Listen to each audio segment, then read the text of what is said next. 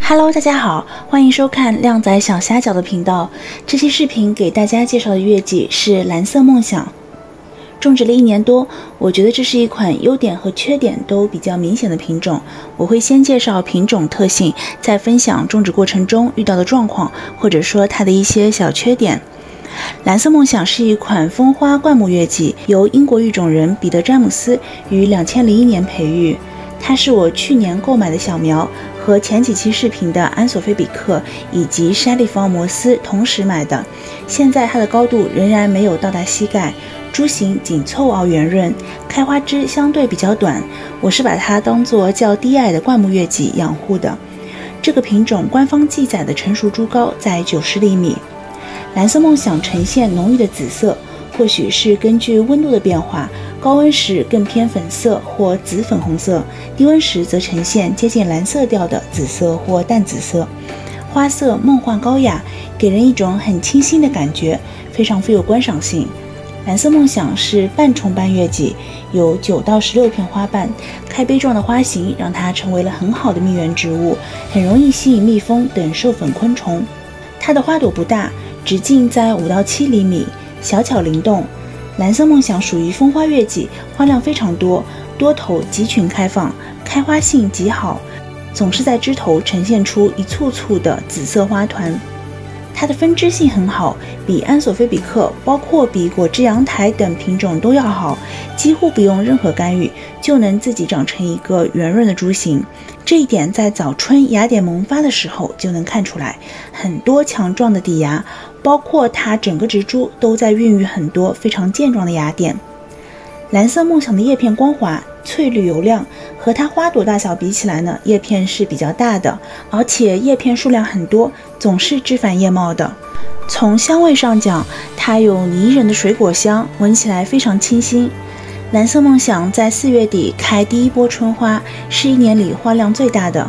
先是主蕾开放，主蕾凋谢后，副蕾达到群开的效果。这是款非常适合新手花友的月季。我在冬天给它施足底肥，之后的生长期不定期的使用叶肥，它可以在春季非常容易的达到爆花效果。也因为它是半重瓣的关系，比重瓣的月季品种更容易爆花。同时，蓝色梦想是可以多季开花的，它在6月中旬开第2波花。不过夏天的表现比较一般，花朵颜色更偏玫红色，不再是蓝紫色，这一点让我觉得不那么耐看。其次，花瓣很容易焦边，花期短，有时1、2天就不能看了。花期短的遗憾其实在春天也同样存在，春花也是几天时间就谢了，总感觉还没欣赏够。第三，它的多头性也受到夏天温度的影响，比起春花少了很多，而且它在夏天叶片会变小很多。接下来的7、8月份，我也继续观察了植株，我的体验是它的耐热性没有问题，在连续2周45度的高温下，和其他所有的月季一样没有热死，但它似乎进入了休眠。6月的夏花修剪过后就一直没有变化，也没有发新芽，几乎是僵苗了2个月整。我相信等气温慢慢回降后，它会重新生长的，但这一点还是不太满意。同样条件下的戴斯德蒙纳、沙利福奥摩斯、直立冰山就都长得很好。结合官方记载，它能够从春到秋不停歇的反复开花。我觉得如果你所在的地区夏天的高温能在35度以下的，那么应该可以做到反复开花。如果是像江浙沪一带动不动就上40多度的，那么7、8月份基本上是没有生长量的。有一个办法是把它种在半阴处，应该会比我全日照的种植好些。当然，它在秋天国庆节前后仍然会有一波不错的表现。花量虽然比不上春天，但也是比较可观的。再说说抗病性，蓝色梦想种植到现在基本上没有生过病，黑斑病也很少，可以说抗病性是非常优秀的。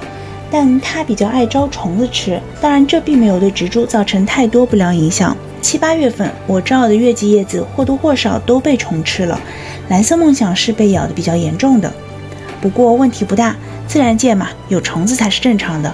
除了我偶尔会用药，也有其他的捕食者会把虫子吃了，总体不影响月季的生长。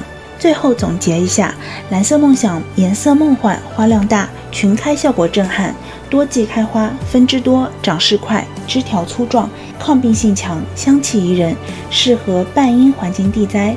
官方记载适宜6到9区种植。缺点是花期短，不耐晒，3伏天会休眠，有点爱招虫。以上就是本期视频的全部内容，感谢收看靓仔小虾饺的频道，喜欢的话欢迎关注和一键3连，我们下期再见，拜拜。